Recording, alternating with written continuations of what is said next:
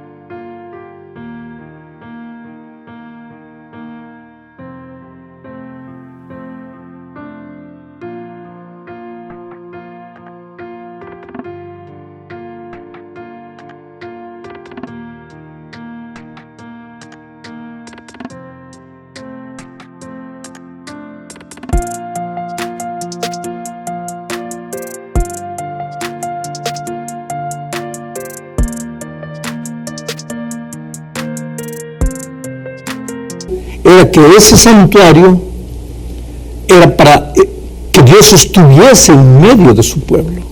Dios no quiere separación. Buscó a Adán en el jardín, le dijo, ven, no quiero estar separado de ti. Buscó al pueblo de Israel en el desierto, le dijo, háganme un santuario para que yo pueda estar en medio del pueblo. El santuario muestra que Dios busca al pecador para restaurarlo y llevarlo de vuelta a la relación de amor que el pecado destruyó. Dios desea establecer de nuevo una relación de compañerismo y amor con sus hijos. Es interesante notar que la palabra hebrea que traducimos como habitar, me dan un santuario y yo habitaré en medio de ellos, esa palabra habitar tiene el sentido de establecer residencia permanente en una comunidad. Esa palabra también puede ser traducida como armar una carpa entre nosotros. El tabernáculo o santuario era armado en medio de la congregación. Esto nos da la idea de que Dios quiere habitar en medio de su pueblo, no al margen, no a los lados, no en la entrada ni en la salida, sino en medio, en el corazón. Él desea ser el centro de la experiencia de sus hijos. ¿Y por qué? ¿Acaso Dios se alimenta de la adoración de los seres humanos? Eso sería egoísmo. Los dictadores hacen eso. Ellos decían que todo el mundo esté girando alrededor de ellos. Pero con Dios las cosas son diferentes. Los motivos de Él no son egoístas. Él desea ser el centro de la experiencia de los seres humanos, porque un día ellos salieron de sus manos y solo serán completos y realizados cuando se devuelvan a Él. El pecado rompió el lazo de comunión entre Dios y sus hijos, pero el Señor no se queda de brazos cruzados, sino que hace todo lo que es necesario para restablecer esa comunión. Esa es la primera lección que obtenemos del santuario. Pero hay una otra lección. Esta es la segunda parte de nuestro estudio. Leamos Éxodo 40, 9 y 10. Después tomarás el aceite de la unción, ungirás el tabernáculo y todo lo que está en él, lo santificarás con todos sus utensilios y será santo. Ungirás también el altar del holocausto y todos sus utensilios, santificarás el altar y será un altar santísimo. Oh querido, podrás notar que en apenas 2 versículos se menciona 4 veces la palabra santa, santo o sus derivados. La palabra santo literalmente significa apartado o separado para algo o para alguien en especial. En este caso para Dios. El santuario debería ser considerado un lugar santo porque allí estaría la presencia de Dios santo de Israel. Cualquier lugar o persona donde está Dios es un lugar santo, una persona santa. Quiere decir, esa cosa o esa persona es separada para Dios. ¿Qué es lo que el pecado hizo? Separó al ser humano de Dios. Y a través del santuario aprendemos que Dios desea que el ser humano vuelva a Él y no que se separe de Él. Te voy a explicar. Cuando tenía 19 años, yo fui separado o escogido para representar a la juventud de mi país en un congreso de jóvenes. Después de viajar a Suiza, o antes de viajar para Suiza, donde se realizaría el congreso, tuve que cortarme el cabello, comprar ropa adecuada, lustrar mis zapatos, en fin. ¿Por qué? Porque había sido separado para un evento especial. Pues eso es lo que Dios desea decirnos a través del santuario. Su presencia nos hace santos. Separados de Él, estamos en pecado, no somos santos. Nuestra manera de vivir, de alimentarnos, de vestirnos, nuestras costumbres, nuestros hábitos necesitan mostrar que hemos sido separados para Dios y que no hemos sido separados de Dios. Nuestras actitudes tienen que ser diferentes. Pertenecemos a un Dios santo y su presencia nos hace especiales en todas las áreas de la vida. Por eso, 1 de Pedro 2:9 dice: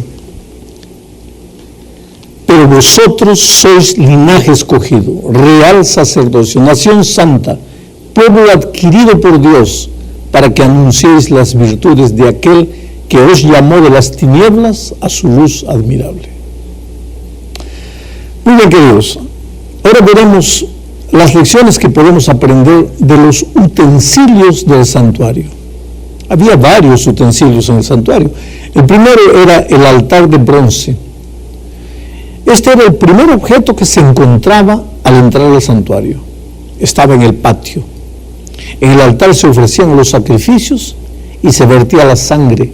Sin derramamiento de sangre no podría haber remisión de pecados. El altar nos habla de Cristo. Los sacrificios nos hablan de Cristo. El sacerdote nos habla de Cristo. El conjunto de lo que sucedía en el altar nos presenta el sacrificio de Jesús en la cruz. La verdad fundamental que se desprende del altar de bronce y de los sacrificios ofrecidos en él es la necesidad de la sangre de Jesús para quitar el pecado del mundo. El otro utensilio era la fuente de bronce. Estaba entre el altar de bronce y el tabernáculo.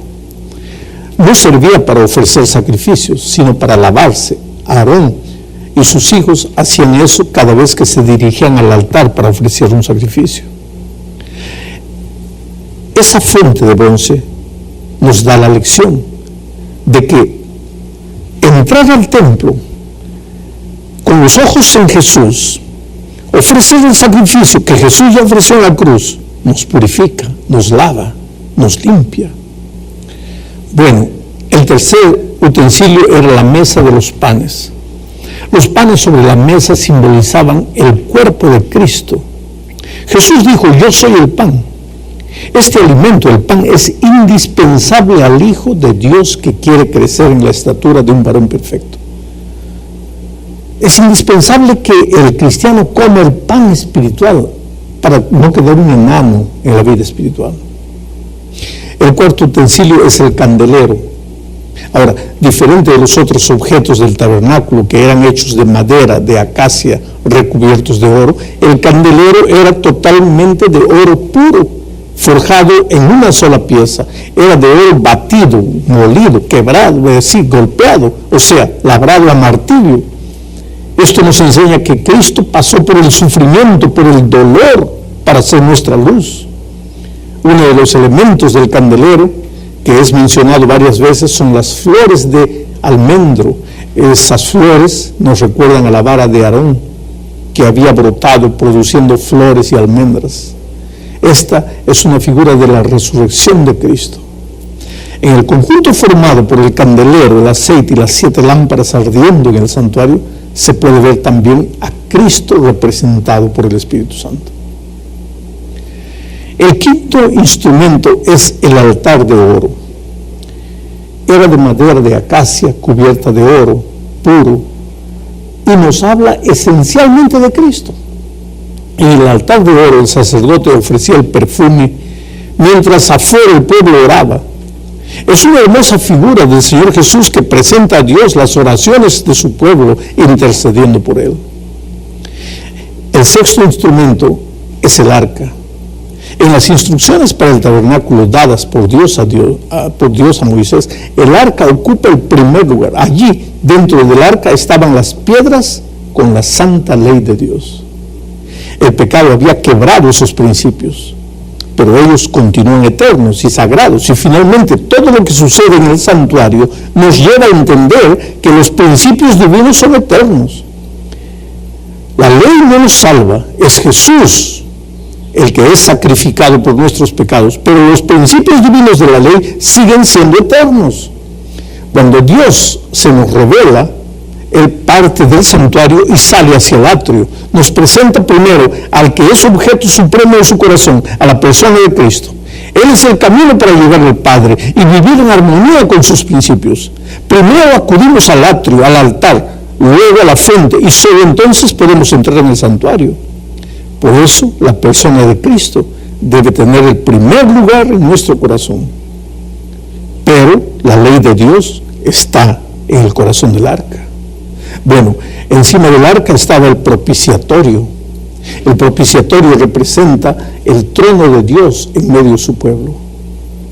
Y el lugar santísimo, el lugar de la morada de Dios, la manifestación de su gloria.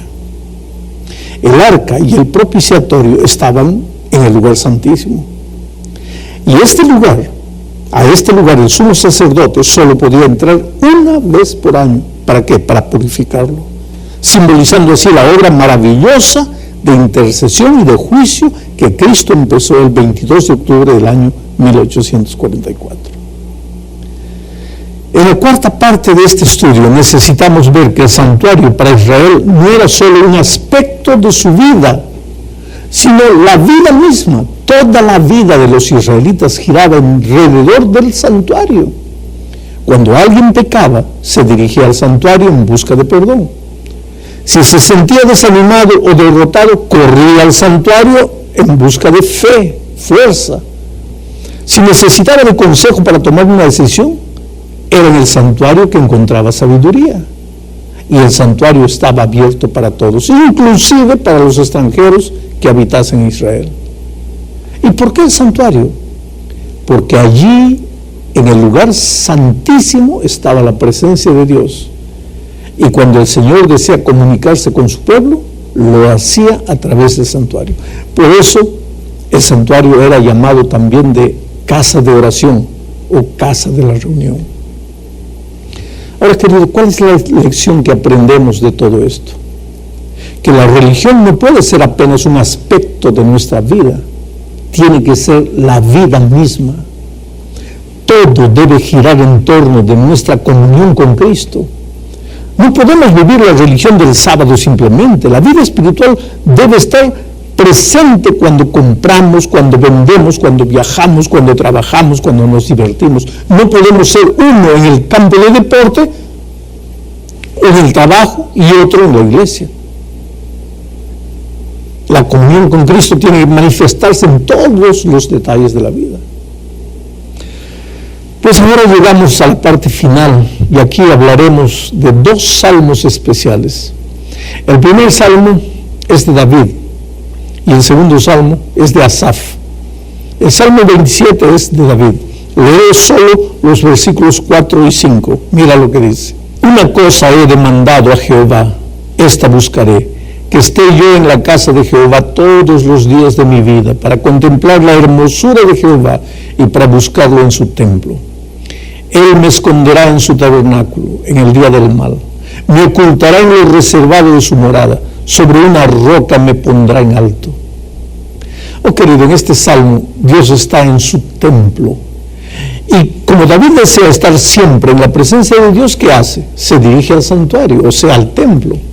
Allí él no teme de nada, ni de nadie, ni de sus enemigos, ni de las fuerzas de la naturaleza, ni de las adversidades, de nada. ¿Por qué? Él responde, dice, porque me ocultará en lo reservado de su morada, sobre una roca me pondrá en alto. ¿Entiendes el mensaje? Aquí encontramos una bella figura. Cuando estás en su santuario, Él te pondrá en una roca alta, en donde nadie podrá alcanzarte para hacerte mal. ¿Quién es esa roca? Jesús. Entonces, necesitas sentirte triste y desamparado porque las cosas no te salieron bien. Oh, querido, dirígete al templo, llora en la presencia de Dios y verás que te sentirás mucho mejor. Veamos ahora el otro salmo, el Salmo 73, que pertenece a Asaf. En este Salmo 73, Asaf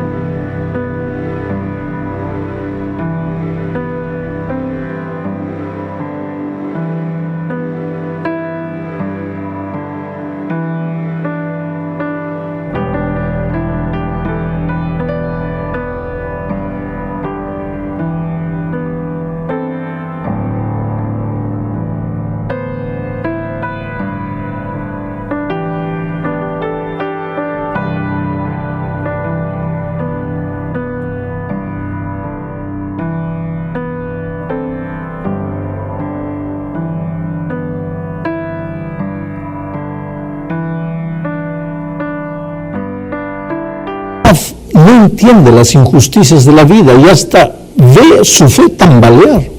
Siente que él mismo se está contaminando con la perversidad de este mundo